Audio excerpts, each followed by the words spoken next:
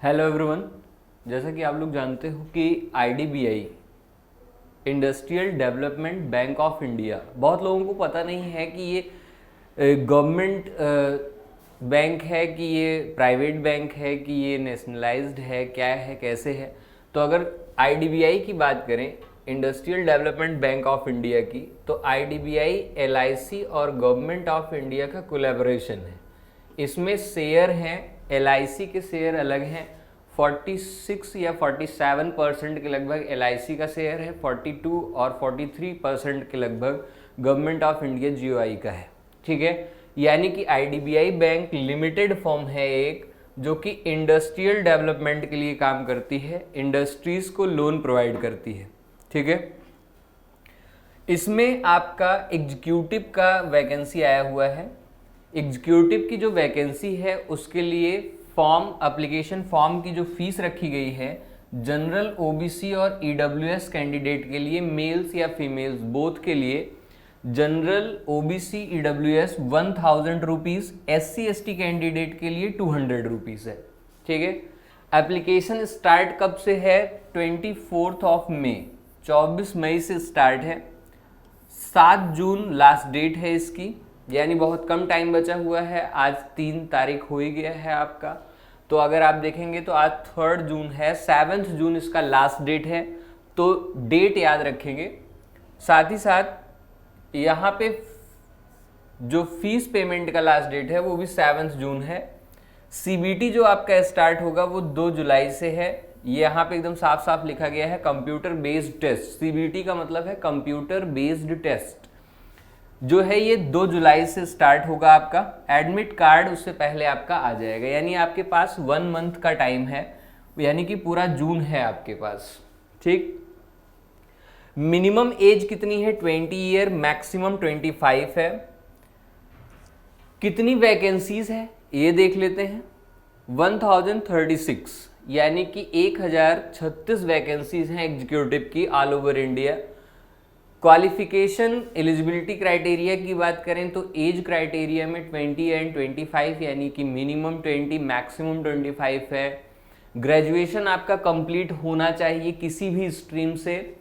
ठीक है, वहीं पर वैकेंसीज अलग अलग कैंडिडेट्स के लिए कितनी हैं, तो यहाँ पे अनरिजर्व कैंडिडेट के लिए यानी जनरल कैंडिडेट के लिए 451 है, ईडब्ल्यूएस के लिए 103 है, ओबीसी के लिए 255 है, एससी के लिए 160 एंड एसटी के लिए 67। तो टोटल वैकेंसीज जो आईडीबीआई में आई हुई हैं 1036 वैकेंसी है।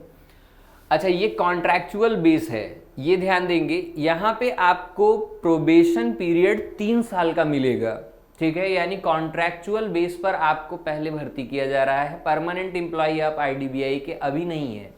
ठीक, अगर आप इसका क्राइटेरिया फुलफिल करते हैं तो फर्स्ट ईयर, पहले साल आपको जो है 29,000 पर मंथ सैलरी मिलेगी। 29,000, अदर पर्क्स इसमें इंक्लूड नहीं है, यानी टीए, डीए, एचआरए ये सब आपको नहीं प्रोवाइड किया जाएगा।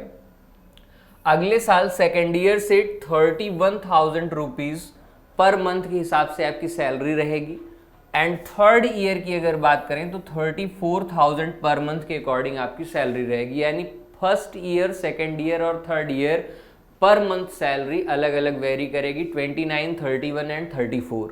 ठीक है, on successful completion of a period of 3 year, अगर आपने 3 साल सही से कंप्लीट कर लिया कॉन्ट्रैक्चुअल सर्विस को, तो फिर बोला जाता है कि such appointees shall become eligible for appointment as assistant manager grade ए।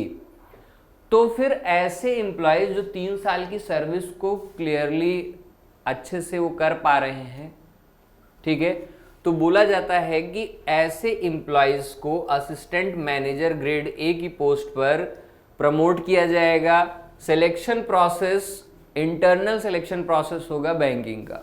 ठीक, आगे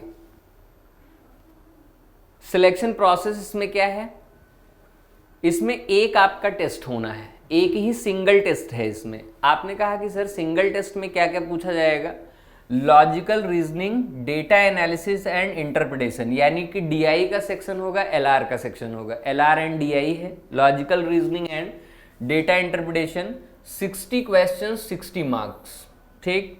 इंग्लिश लैंग्वेज में 40 क्वेश्चंस 40 मार्क्स, क्वांटिटेटिव एप्टीट्यूड में 40 question 40 marks, general economic, banking awareness and IT, computer और आईटी के सेक्शन मिला करके general banking awareness 60 question 60 marks. Composite time 2 घंटे का होगा, 2 आवर का, ठीक है। टेस्ट अवेलेबल बाइलैंग्वेज रहेंगे, इंग्लिश हिंदी में, जो आप सेलेक्ट करें, ठीक। पेनल्टी ऑफ रॉन्ग आंसर्स कितना है, 1/4, 1/4 इसमें भी है, जैसे IBPS में है वैसे इसमें भी 1/4 है, ठीक है। फिर उसके बाद यहाँ पे आपका मेरिट बनेगा। यहाँ पे बोला गया है candidate qualifying in OT will form the pool of shortlisted candidate and will be eligible for further selection process. Such candidate will be called on the basis of higher order of marks and age within their respective category. कहने का मतलब है जो एक test आपका ये हो रहा है, ठीक है, यहाँ पे एग्जीक्यूटिव का जो एक टेस्ट ये हो रहा है, इसमें बोला जा रहा है कि आपके मेरिट के अकॉर्डिंग तो कितने मार्क्स टोटल आ रहे हैं, 200 मार्क्स। 200 मार्क्स में आपकी मेरिट जहाँ पे होगी, मान लीजिए कि जनरल कैंडिडेट की मेरिट 200 में गया है 140 या 130, तो 130 के एबव जितने लोग होंगे उनको कॉल किया जाएगा। अगर मान लीजिए कि वैकेंसीज से ज़्यादा कैंडिडेट हैं, कई गुना, तो ये अपना डिसाइड करेंगे कि हम कितने गुना कैंडिडेट को यहाँ पे, कितने टाइम्स कैंडिडेट को यहाँ पे हम बुलाएंगे डॉक्यूमेंट वेरिफिकेशन के लिए, ठीक है। तो ये फॉर्म था IDBI का, industrial development bank of India.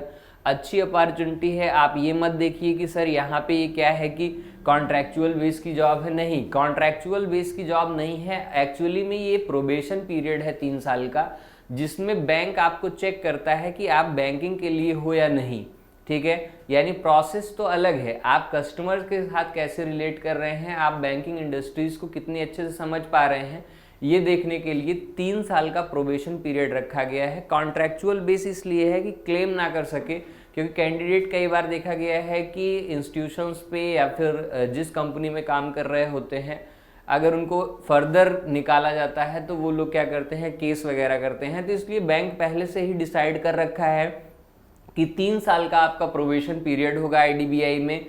पहले साल आपकी जो सैलरी रहेगी 29,000 पर मंथ रहेगी, विदाउट एनी पर्क, यानी TAD HRA कुछ भी नहीं मिलेगा। दूसरे साल आपकी सैलरी हो जाएगी 31,000 पर मंथ, इसमें भी कोई भी पर्क्स एंड अलाउंसेस जुड़े नहीं हैं। थर्ड ईयर की अगर बात करें तो तीसरे साल आपको 34,000 पर मंथ के अकॉर्डिंग सैलरी मिलेगी, इसमें भी कोई पर्क अलाउंस नहीं ऐड है। लेकिन जैसे ही 3 साल का ड्यूरेशन आप कवर करते हो, उसके बाद फिर एक इंटरनल एग्जाम होता है IDBI में। उस इंटरनल एग्जाम को क्वालिफाई करने के बाद आप सीधे प्रमोट होते हो असिस्टेंट मैनेजर ग्रेड A की जॉब पर, और ग्रेड A की जो सैलरी होती है उसमें TA, DA, HRA, other allowances and perks मिल करके करीब 60,000 पर मंथ के अकॉर्डिंग सैलरी ये बनती है, ठीक है। और अगर आप मेट्रोपॉलिटन सिटीज़ में हैं, जैसे मान लीजिए कि आप दिल्ली NCR में हैं, नोएडा में हैं, अगर आप मान लीजिए कि कानपुर जैसे शहर में हैं, मुंबई में हैं, आप लखनऊ में हैं, तो अगर आप मेट्रोपॉलिटन सिटीज़ में हैं तो आपको उसमें और भी अलाउंसेस ऐड हो जाते हैं, लगभग सैलरी 80,000 के करीब पहुंच जाती है। लेकिन उसके लिए 3 साल का आपका ये जो कॉन्ट्रैक्चुअल बेस टर्म है ये पूरा कंप्लीट करना होगा। तो कैंडिडेट बहुत बार क्या करते हैं कि सर 1000 का फॉर्म है और ये कॉन्ट्रैक्चुअल बेस है तो इसको ना फिलअप किया जाए, इससे अच्छा IBPS, RRB, IBPS PO clerk ये सारे फॉर्म भरे जाएं। नहीं, अच्छा है, ये बहुत कम कैंडिडेट होते हैं जो ऐसे फॉर्म फिलअप करते हैं, ठीक है। तो यहाँ पे जो है, यहाँ पे भीड़ कम है, ठीक है, यहाँ पे भीड़ कम है। वही सीरियस कैंडिडेट फॉर्म फिलअप करते हैं जिनको पता है चीज़ें। अगर आप बैंकिंग में जाएंगे, अगर मान लीजिए आपने RRB क्वालिफाई किया, RRB के लिए आप गए, तो शुरुआत से ही, स्टार्टिंग से ही आपकी सैलरी 80,000 नहीं हो जाएगी, धीरे धीरे करके इंक्रीज होती है। और बैंक अपने पास 2 साल का प्रोबेशन पीरियड रखता ही रखता है, चाहे वो SBI हो, चाहे वो IBPS PO हो, नेशनलाइज बैंक हो, ठीक है। और आपको पता होगा कि अब बैंकिंग जो है वो थोड़ा सा प्राइवेटाइज टाइप का काम कर रही है, वो गवर्नमेंट के जैसा काम नहीं कर रही है, प्राइवेटाइज टाइप का काम कर रही है। कहने का मतलब ये, अगर आप बैंकिंग के लिए सुटेबल हो तो आपको वो रखेगी, नहीं तो वो कभी भी आपकी सर्विस ख़त्म कर सकती है। यानी बैंकिंग सेक्टर प्राइवेट सेक्टर से बिल्कुल अब मैच कर रहा है। तो अगर आप काम करने के इच्छुक हैं, आप कस्टमर के साथ डील करने के इच्छुक हैं, आपको बैंकिंग में इंटरेस्ट है, तो ही आप बैंक में जाइए। अगर कोई ये सोच के जाएगा कि वहाँ बैठने को मिलेगा, तो एकदम बिल्कुल नहीं। बैंकिंग के सेक्टर में आपको बैठना ही नहीं है, बैठने ही नहीं देगा बैंक, चाहे वो आपका नेशनलाइज बैंक हो, चाहे गवर्नमेंट बैंक हो, चाहे आपका वो प्राइवेट बैंक हो। क्लियर? तो 2 फॉर्म आ चुके हैं बैंकिंग के, एक आरआरबी आ चुका है यानी रूरल रीजनल बैंक, ग्रामीण बैंक का फॉर्म आ चुका है, ऑफिसर स्केल 1 ऑफिस असिस्टेंट का, दूसरा आपका ये आईडीबीआई का है। आरबीआई ग्रेड बी का मैंने पहले ही इसका वीडियो अपलोड करवा दिया है। आरबीआई ग्रेड बी सबसे अच्छा फॉर्म होता है बैंकिंग का, यानी कि बैंकिंग के सेक्टर में अगर सबसे अच्छी जॉब है तो आरबीआई ग्रेड बी की है, उससे नीचे एसबीआई पीओ, फिर आईबीपीएस पीओ आता है, फिर आरआरबी पीओ और आईडीबीआई आता है। क्लियर है? यहाँ तक रखते हैं। Thank you.